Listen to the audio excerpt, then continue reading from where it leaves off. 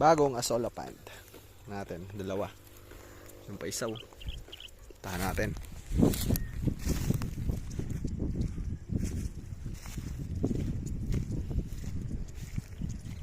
Ginawa natin to kagabi, pero hindi natin na-videoan.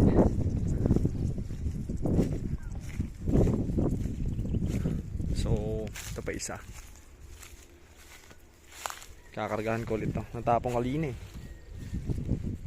So nilagyan na natin siya ng manures ng kambing at lupa.